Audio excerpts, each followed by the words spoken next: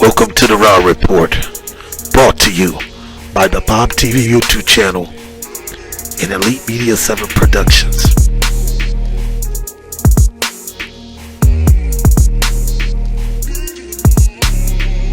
Hey, welcome to the Raw Report. How you doing today? I'm doing great. Hopefully you're doing great. Healthcare is a very serious issue in America. This is nothing that should be played with. Let's take a little journey in history.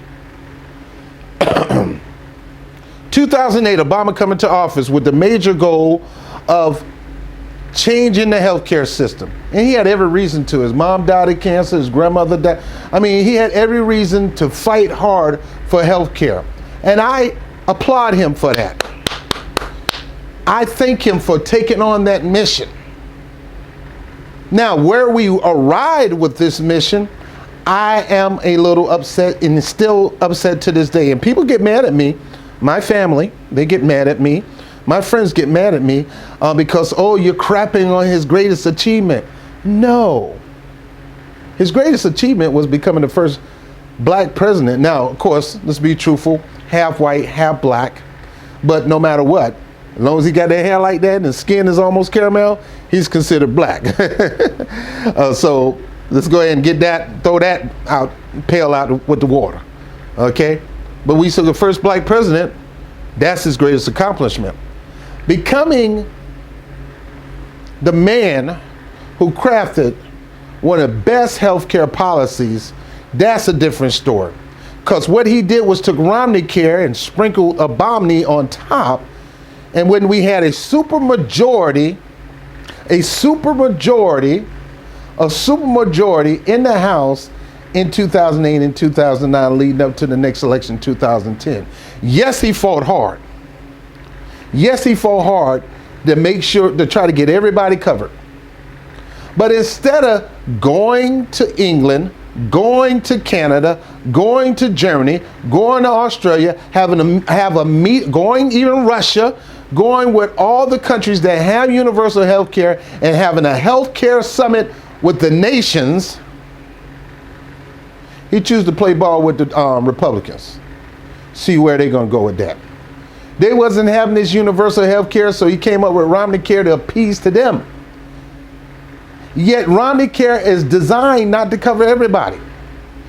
Now, of course, now we got Trump trying to get rid of the Affordable Care Act, the ACA, trying to introduce this crappy, sorry, sucky son of a excuse of a policy when it comes to health care. He want to knock more people off of health care, and he want to enrich his buddies. Yet, Obamacare enriches his buddies on Wall Street and his buddies in the medical industry and his buddies in the pharmaceutical industry, his insurance buddies. It enriched them too. It didn't throw as many people off the system. It did actually increase the number of people on the system, but Trump Care is going to throw people off. Here's the secret, politicians. We want single payer and we want it now. Now people tell me, well, Obama, he had this Congress and this Congress wasn't willing to give him, they were the most racist, most hardest Congress, and they didn't want to give him what he wanted. Something that really could help people. They didn't want him to have some kind of say, wait, hold up, wait a minute, stop that. That's just a sorry second of excuses, because he don't have to pretend to be an angry black man. He could have showed himself to be a compassionate man, period, black, no matter what, and campaign against every one of those people who was trying to take care or destroy the Affordable Care Health Care Act. He could have went after every last one of them that was trying to push to get rid of the Affordable Care Act, campaigned against them, and pushed them out of office. He could have went side by side with a person in that district, in that state, and say, hey, Mitch McConnell don't want you to have health care. Matter of fact, Mitch McConnell is doing whatever he can to make sure you have no kind of protection when it comes to your medical issues. So it doesn't matter whether you got cancer or a hanged toenail.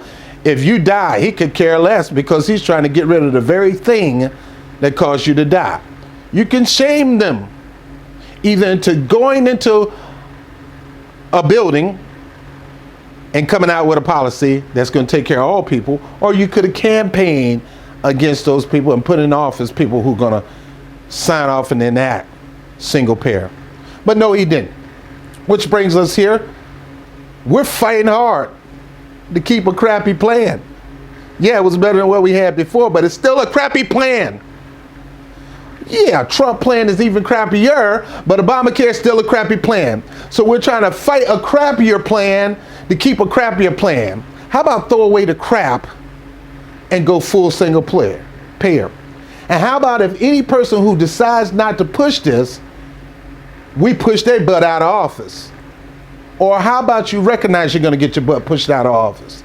Overwhelmingly, the American people, including Republicans and independents who make up majority, not Democrats, not Republicans, but independents, all overwhelmingly support single payer.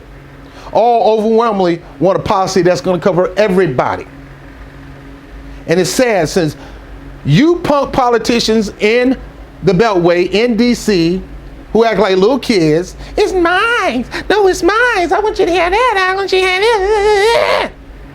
While people sitting up there dying. Come on. Yeah, you got health care. You got free meals, even at the White House. Soup of the day. You got all that. You got your perks. You go to the parties. Eat caviar and champagne. Got limos. Wear your nice gowns while your people, your constituents back home are suffering.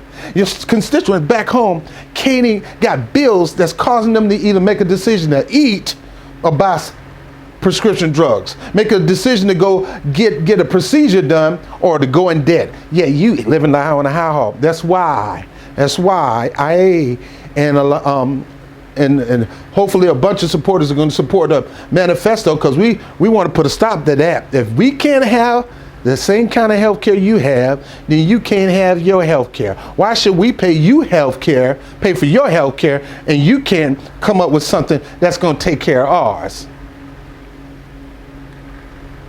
Smart, intellectual voters have now woken up to their smartness and their intellect. The people will not be fooled anymore, politicians. If we can't have it, you shouldn't have it. That's why we got the People's Manifesto. That's why we're going to tell every politician, look, if you're not going to run on this and support this and push this and try to make this law, you're not going to be in office. Because we're not going to pay for you to have all the things that we want, but yet we can't get it. Come on. Healthcare is so important right now. It's a doggone shame people got to get a GoFundMe account to get some help. They got to go to the church and pass around an offering plate to get some medical help. It's a doggone shame. In America, supposed to be the richest, brightest, strongest country in the world, and we can't even take care of our citizens, but yet they're going to fight in Congress for a higher pay, for to be able to get lower taxes on 2 houses. In other words, we're putting them in office for them to screw us over and over and over again. I'm talking about gang screw. I'm talking about prison screw. That's what they're trying to do. And we sitting there voting them in, which pretty much lets them do it to us. You've been bamboozled, hoodwinked, and you need to wake up and stop letting these politicians railroad us. I'm not going to do it. That's why I'm not a part of the party. And if we have more people that come out of these parties and decide that we're going to vote on each individual that's running for office, matter of fact, we're going to give them a document and tell them our vision for America. And if they don't support it, they can forget our vote. And no, we're not going to support their challenger, because if their challengers are not for it, we're not going to support their vote. See, when Republicans, Democrats, and Independents come together as a block, it sends a strong signal to both parties, both major parties, that we'll cut you off and go to an independent person and give them all our support in a minute. Why? Because they care more about us than you care about us, and that's who we're supporting. People go where they celebrate it, not tolerate it. And if I got a person over here that celebrates single payer, that celebrates free education, that celebrate a Green New Deal, that celebrate changing our infrastructure. I can go on and on and on. I'm giving them that support. Whether they got a chance in the hell, I'm going to give them the chance in hell. I wouldn't dare give you that chance because you don't give 2 cents about us. Now, Democrats going to say, hey, these purists, these irrational people, these radicals, it just don't make sense. They're bucking up against the Democratic Party. Well, number one, Democrats, most of these people who are pushing these policies are not freaking Democrats and they're not Republicans. You don't own them. They're their own people. That's why they call independents. And you're not going to get a chance to ever get nothing from us as long as you got closed primary. We'll talk about that in the People's Manifesto. Also, our block, the independents, is bigger than both of you combined. But now what we're going to do is we're going to cut into your base and we're going to develop a program that's going to go into the Democratic base and that's going to go into the Republican base. It's time for you to do your job or you won't get our vote. I'm Robert BOBTV with the Rob Report. Talk to you later.